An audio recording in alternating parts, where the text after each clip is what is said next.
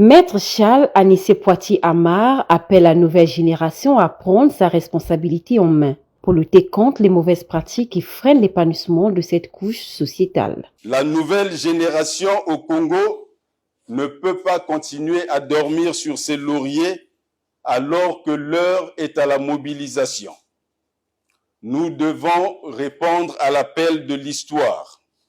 Nous devons apporter notre pierre à l'édification du monde nouveau qui se profile à l'horizon pour une plus belle humanité, vivant en harmonie avec la nature et les autres créatures. En rupture avec les liens coloniaux et à l'appel d'une nouvelle élite politique, cet avocat de formation n'est pas allé avec le dos de la cuillère. Il affiche une détermination d'un changement au niveau des relations avec la France et au niveau local. En Afrique de l'Ouest, les peuples qui ont subi les mêmes mésaventures que nous en 1958 et 1960 règlent aujourd'hui leur compte avec la France en se réappropriant le destin qu'on a tenté de leur voler par des manœuvres dolosives. À l'intérieur, comme dans la diaspora, des efforts et des sacrifices innombrables ont été consentis pour sauver et restaurer la République. À tous ceux qui ont la foi républicaine, à la nouvelle génération, nous disons que c'est le temps de l'action et de la persévérance, pas du découragement. Face à la presse, Maître Charles Anissé Poitier a passé au peigne fin les questions électorales, économiques et de la responsabilité des jeunes.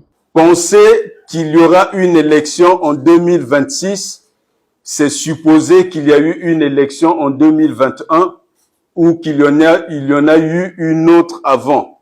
Le droit au crédit sera élevé au rang de droit fondamental constitutionnellement protégé. Il sera garanti par l'État à travers des mécanismes d'assurance et de réassurance. Des juridictions spécialisées dans le crédit seront créées pour dire rapidement le droit en cas de contestation. La banque ou l'institution financière qui se contentera de collecter l'épargne des Congolais sans distribuer le crédit perdra son droit de cité dans la République. L'orateur va jusqu'à définir ce qu'il appelle lui-même la Nouvelle République. Qu'en est-il réellement? La Nouvelle République sera celle qui protège le pouvoir d'achat des personnes et des familles contre les assauts du gouvernement. Il est déjà inconcevable d'être pauvre dans un pays riche. Il est encore plus inacceptable d'être appauvri par un gouvernement gaspilleur. Des mécanismes juridiques seront prévus à l'effet d'anéantir, pour illégalité ou inconstitutionnalité, les décisions des pouvoirs publics touchant au pouvoir d'achat des ménages quand il existe des alternatives. Maître Charles Anissé Poitier Amar, pour lui, seule la nouvelle génération peut faire bouger les lignes. La voix heureusement salvatrice de Lumumba résonne encore aujourd'hui et pour l'éternité. La République du 28 novembre 1958, née le même jour que la République du Tchad, avait des liens de consanguinité avec celles de toutes les anciennes colonies françaises d'Afrique, qui sont toutes nées la même année. Elle est, dit-on, une république congolaise, mais elle avait été proclamée par un Français de métropole, le même qui avait présidé l'Assemblée qui a donné au territoire le nom de République du Congo. La proclamation elle-même avait été promulguée par un autre Français de métropole. Le drapeau de la République du 28 novembre 1958 était le drapeau bleu, blanc, rouge. Son hymne était la Marseillaise. Sa devise était la devise française, liberté, égalité, fraternité. la délibération 112-58, adoptée au bout d'une trentaine de minutes de débat par des élus, tous français de fraîche date, avait pour base la Constitution française. Elle portait en outre 3 visas, une loi et 2 décrets français. C'était la première fois au monde qu'une république était créée de cette façon. De surcroît par des étrangers. D'ailleurs, cette république, comme ses sœurs jumelles des autres colonies françaises d'Afrique, n'avait pas été enregistrée aux Nations Unies comme le font les nouveaux États. La République du 28 novembre 1958 était, pour reprendre le mot de Charles de Gaulle, un machin français. Dans les décennies perdues entre 1940 et 1960, désespérée, la France a utilisé sa langue comme l'arme ultime contre des populations illettrées et des dirigeants moyennement instruits. Les mots n'avaient pas la même signification quand ils leur étaient destinés.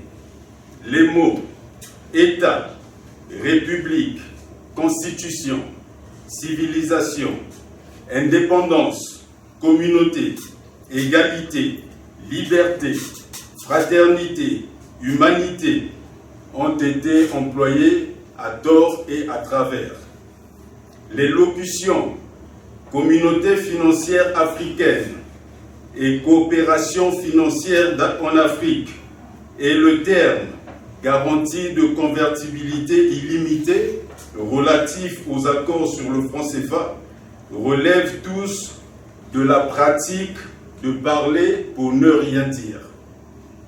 Ces malentendus linguistiques, comme un GPS en panne, expliquent certains de nos malheurs dans le rapport avec nous-mêmes et dans les relations avec les autres. Le mésusage des mots nous porte à prendre pour pères fondateurs des personnes qui, à la vérité, n'avaient rien fondé.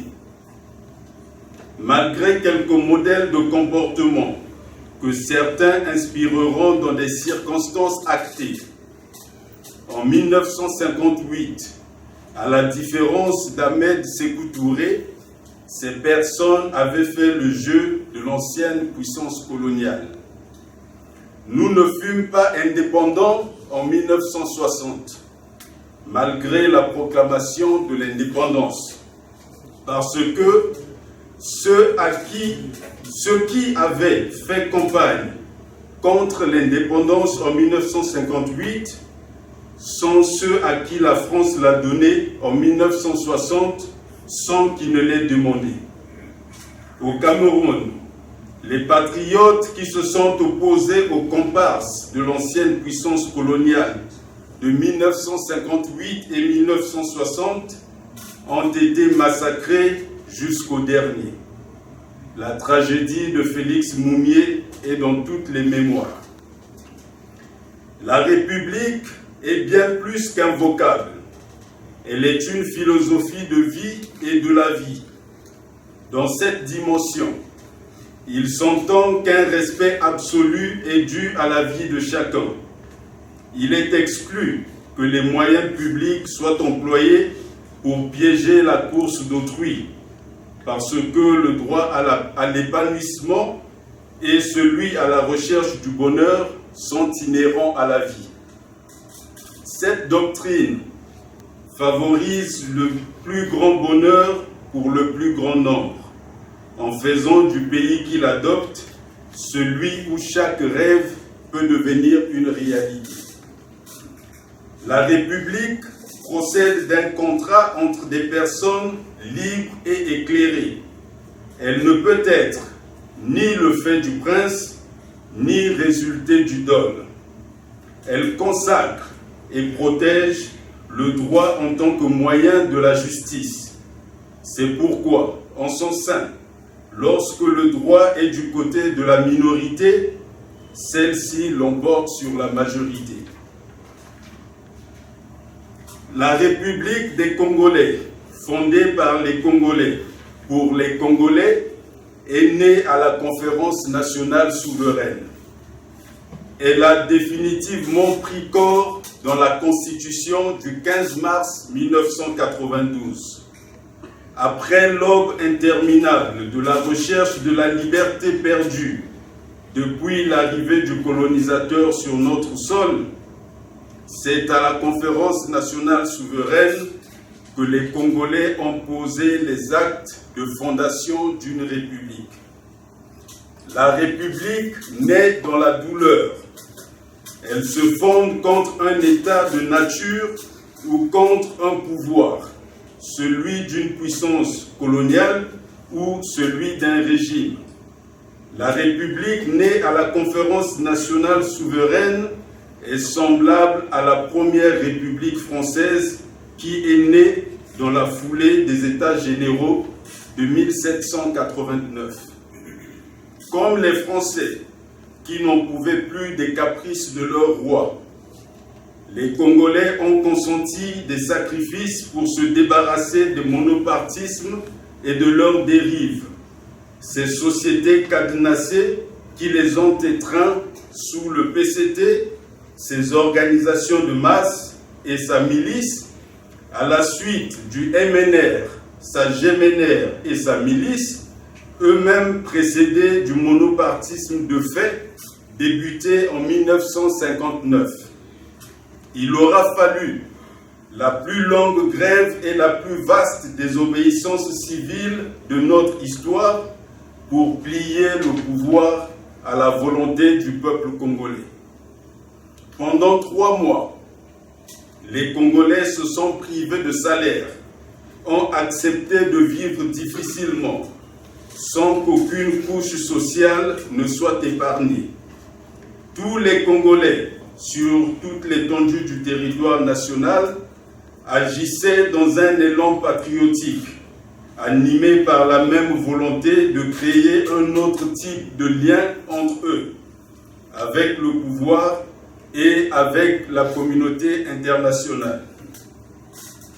Comme les délégués aux États généraux en France, les conférenciers au Congo ont déclaré la conférence nationale souveraine et se sont attribués le pouvoir constituant.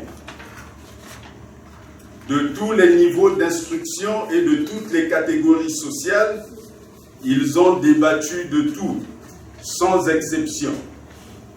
Les États généraux ont donné lieu à la Constitution du 4 août 1793 qui marque la naissance de la première République française. Les travaux de la Conférence nationale souveraine ont donné lieu à la Constitution du 12 mars 1992 qui est le premier et unique véritable contrat social entre Congolais. Le préambule de la Constitution du 12 mars 1992 intègre pour la première fois les principaux textes internationaux relatifs aux droits de l'homme et rappelle les objectifs et les principes convenus à la Conférence nationale souveraine. Il reprend l'abjection que les Congolais avaient exprimée à l'égard de l'emploi de la violence en politique. Il interdit de prendre le pouvoir autrement que par les urnes et consacre la résistance à une conduite contraire comme un droit imprescriptible et inaliénable. Son esprit ne fait pas de place à l'idée de donner des privilèges à certains Congolais en raison de leurs origines et de brimer les autres pour le même motif, les opposant ainsi les uns aux autres. Son esprit est celui de l'unité, du travail et du progrès des Congolais. Encore cet esprit, il est celui du plus grand bonheur pour le plus grand nombre. La Constitution du 12 mars 1992 matérialisait l'entente des Congolais à l'effet que tous ceux qui avaient l'âge de voter avaient le droit de choisir librement et directement leur premier représentant, le président de la République. Elle avait définitivement mis fin aux idéologies monolithiques et aux pratiques d'endoctrinement et d'embrigadement des populations par des organisations de masse des partis uniques. Elle avait instauré pour la première fois l'état de droit avec des juges élus, un conseil supérieur de la magistrature élu et un contrôle de constitutionnalité digne de ce nom.